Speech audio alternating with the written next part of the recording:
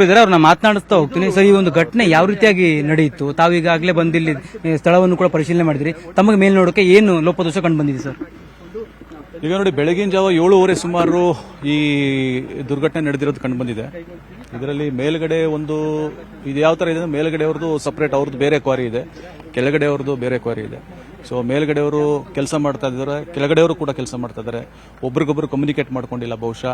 ಆ ಒಂದು ಮೇಲ್ಗಡೆ ಅವ್ರು ಮಾಡ್ತಾ ಇದ್ದ ಸಂದರ್ಭದಲ್ಲಿ ಆ ಬಂಡೆಗಳು, ಬಹಳ ದೊಡ್ಡ ದೊಡ್ಡ ಬಂಡೆಗಳು ಅವೆಲ್ಲ ಕೆಳಗಡೆ ಬಿದ್ದು, ಕೆಳಗಡೆ ಯಾರು ಕೆಲಸ ಮಾಡ್ತಾ ಇದ್ರು ಈ ಕ್ವಾರಿಯಲ್ಲಿ ಅವ್ರ ಮೇಲೆ ಬಂಡೆಗಳೆಲ್ಲ ಬಿದ್ದು 7 ಜನದ್ದು ಸಾವಾಗಿದೆ.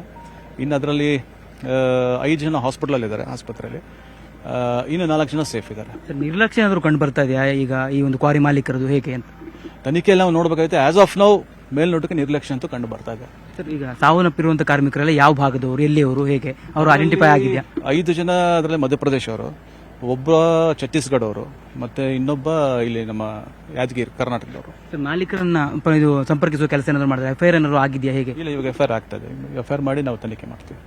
ಈ ರೀತಿಯ ಒಂದು ಇದರಲ್ಲಿ ಸಾಕಷ್ಟು ಮುಂಜಾಗ್ರತಾ ಕ್ರಮವನ್ನು ಕೂಡ ಕೈಗೊಳ್ಳಬೇಕಾಗಿತ್ತು. ಅಂದ್ರೆ ಲೋಪದೋಷಗಳು ಇತ್ತು ಅಂತ ಅನಿಸ್ತಾ ಇದೆ, ಹೇಗೆ ಅಂತ? ಈಗ ಲೋಪದೋಷಗಳು ಇದ್ದಿದ್ದಕ್ಕೆ ಅಲ್ವಾ ಈ ದುರ್ಘಟನೆ ನಡೆದಿರೋದು, ಅದನ್ನ ನಾವು ಈಗ ತನಿಖೆಯಲ್ಲಿ ನೋಡ್ತೀವಿ. ಓಕೆ, ಇಬ್ಬಿಬ್ರು ಮಾಲೀಕರು ಇದ್ರು ಅಂತ ಅನ್ಸುತ್ತೆ. ಈಗ ಎರಡೂ ಕ್ವಾರಿಯ ಮಾಲೀಕರ ಮೇಲೆ ಎಫ್ಐಆರ್ ಆಗತ್ತಾ, ಹೇಗೆ ಸರ್? ಯಾರ್ಯಾರು ನೆಗ್ಲಿಜೆನ್ಸ್, ಯಾರ್ಯಾರಿಂದ ಈ ಒಂದು ದುರ್ಘಟನೆ ನಡೆದಿದೆ, ಡೆಫಿನೆಟ್ಲಿ ಅವರೆಲ್ಲರ ಮೇಲೆ ನಾವು ಕ್ರಮ ತಗೊಳ್ತೀವಿ, ಕಾನೂನು ರೀತಿಯ ಕ್ರಮ ತಗೊಳ್ತೀವಿ. ಇದಿಷ್ಟು ಐಜಿಪಿ ಗಿರೀಶ್ ಅವರು ಹೇಳ್ತಿರ್ತಕ್ಕಂಥ ಮಾತು. ಈ ಒಂದು ದುರ್ಘಟನೆ ಸಂಭವಿಸಿದೆ, ಇದರಲ್ಲಿ ಯಾರ್ಯಾರ ನಿರ್ಲಕ್ಷ್ಯ ಇದೆ ಅವರೆಲ್ಲರ ಮೇಲೆ ಕೂಡ ನಾವು ದೂರನ್ನು ದಾಖಲಿಸ್ತೇವೆ ಅನ್ನೋ ಮಾತನ್ನ ಹೇಳ್ತಾ ಇರುವಂತದ್ದು. ಕ್ಯಾಮರಾ ಪರ್ಸನ್ ವೆಂಕಟೇಶ್ವರ ಜೊತೆ ಕಾರ್ತಿಕ್, ನ್ಯೂಸ್ 18 ಕನ್ನಡ, ಬೆಂಗಳೂರು. ಗಿರೀಶ್ ಅವರು ಇದ್ದಾರೆ, ಅವ್ರನ್ನ ಮಾತನಾಡಿಸ್ತಾ ಹೋಗ್ತೀನಿ. ಸರ್, ಈ ಒಂದು ಘಟನೆ ಯಾವ ರೀತಿಯಾಗಿ ನಡೆಯಿತು? ತಾವೀಗಾಗಲೇ ಬಂದಿಲ್ಲಿ ಸ್ಥಳವನ್ನು ಕೂಡ ಪರಿಶೀಲನೆ ಮಾಡಿದ್ರಿ. ತಮಗೆ ಮೇಲ್ನೋಡಕ್ಕೆ ಏನು ಲೋಪದೋಷ ಕಂಡು ಬಂದಿದೆ ಸರ್?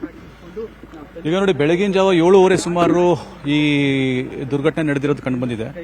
ಇದರಲ್ಲಿ ಮೇಲ್ಗಡೆ ಇದು ಯಾವ ತರ ಇದೆ, ಮೇಲ್ಗಡೆ ಅವ್ರದ್ದು ಸಪರೇಟ್, ಅವ್ರದ್ದು ಬೇರೆ ಕ್ವಾರಿ ಇದೆ, ಕೆಳಗಡೆ ಅವ್ರದ್ದು ಬೇರೆ ಕ್ವಾರಿ ಇದೆ.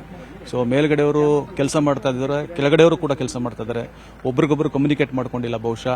ಆ ಒಂದು ಮೇಲ್ಗಡೆ ಅವ್ರು ಮಾಡ್ತಾ ಇದ್ದ ಸಂದರ್ಭದಲ್ಲಿ ಆ ಬಂಡೆಗಳು, ಬಹಳ ದೊಡ್ಡ ದೊಡ್ಡ ಬಂಡೆಗಳು ಅವೆಲ್ಲ ಕೆಳಗಡೆ ಬಿದ್ದು, ಕೆಳಗಡೆ ಯಾರು ಕೆಲಸ ಮಾಡ್ತಾ ಇದ್ರು ಈ ಕ್ವಾರಿಯಲ್ಲಿ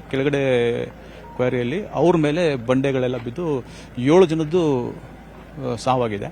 ಇನ್ನು ಅದರಲ್ಲಿ 5 ಜನ ಆಸ್ಪತ್ರೆಯಲ್ಲಿ, ಇನ್ನು 4 ಜನ ಸೇಫ್ ಇದ್ದಾರೆ. ನಿರ್ಲಕ್ಷ್ಯ ಏನಾದ್ರು ಕಂಡು ಬರ್ತಾ ಇದೆಯಾ ಈಗ ಈ ಒಂದು ಕ್ವಾರಿ ಮಾಲೀಕರದು, ಹೇಗೆ ಅಂತ?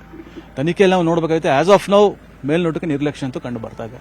ಸರ್, ಈಗ ಸಾವನ್ನಪ್ಪಿರುವಂತಹ ಕಾರ್ಮಿಕರೆಲ್ಲ ಯಾವ ಭಾಗದವರು, ಎಲ್ಲಿಯವರು, ಹೇಗೆ ಅವರು ಐಡೆಂಟಿಫೈ ಆಗಿದೆಯಾ? 5 ಜನ ಅದರಲ್ಲಿ ಮಧ್ಯಪ್ರದೇಶ ಅವರು, ಒಬ್ಬ ಛತ್ತೀಸ್ಗಢ ಅವರು, ಮತ್ತೆ ಇನ್ನೊಬ್ಬ ಇಲ್ಲಿ ನಮ್ಮ ಯಾದಗಿರಿ ಕರ್ನಾಟಕದವರು.